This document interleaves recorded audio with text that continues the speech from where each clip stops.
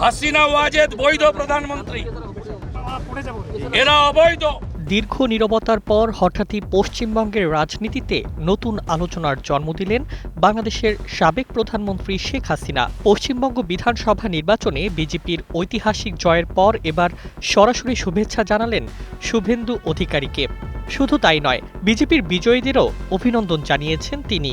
আওয়ামী লীগের পক্ষ থেকে শুক্রবার প্রকাশিত এক বিবৃতিতে এই বার্তা সামনে আসতেই দুই বাংলার রাজনৈতিক অঙ্গনে শুরু হয়েছে জোর আলোচনা।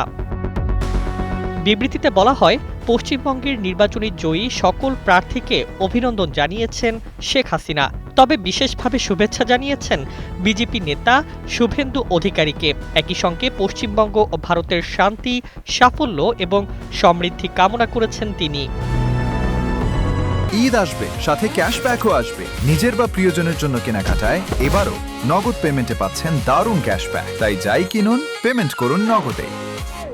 রাজনৈতিক বিশ্লেষকদের মতে এই বার্তার পেছনে রয়েছে বড় কূটনৈতিক ও রাজনৈতিক ইঙ্গিত। কারণ ২০২৪ সালের জুলাইয়ের রাজনৈতিক পট পরিবর্তনের পর ভারতেই অবস্থান করছেন শেখ হাসিনা। বাংলাদেশের রাজনীতিতে আওয়ামী লীগের কার্যক্রম নিষিদ্ধ হওয়া, গণহত্যার মামলায় আদালতের রায় এবং নির্বাচনে অংশ নিতে না পারার বাস্তবতায় হাসিনার ভবিষ্যৎ রাজনীতি এখন বড় প্রশ্নের মুখে। এই অবস্থায় শুভেন্দু অধিকারীর সঙ্গে হাসিনার সম্পর্ক বিশেষভাবে আলোচনায় এসেছে। কারণ পশ্চিমবঙ্গের নির্বাচনী প্রচারণার সময় থেকেই শুভেন্দু একাধিকবার প্রকাশ্যে বলেছেন শেখ হাসিনাকেই তিনি বাংলাদেশের বৈধ প্রধানমন্ত্রী মনে করেন। এমনকি বাংলাদেশের রাজনৈতিক পরিবর্তন নিয়েও কড়া অবস্থান নিতে দেখা গেছে তাকে।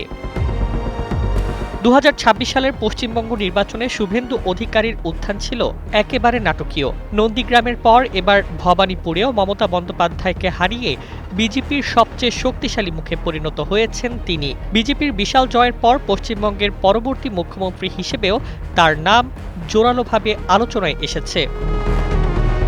শুধু রাজনৈতিক সৌজন্য নয়, শেখ হাসিনার এই অভিনন্দন বার্তাকে অনেকে ভবিষ্যতের আঞ্চলিক সমীকরণের ইঙ্গিত হিসেবেও দেখছেন। কারণ তিস্তা পানি বন্টন থেকে শুরু করে সীমান্ত রাজনীতি, পশ্চিমবঙ্গের নেতৃত্ব বাংলাদেশের জন্য সবসময়ই গুরুত্বপূর্ণ। এদিকে শুভেন্দুর ঘনিষ্ঠ সহযোগী চন্দ্রনাথ রথ হত্যাকাণ্ডের পর পশ্চিমবঙ্গের রাজনীতি আরও উত্তপ্ত হয়ে উঠেছে।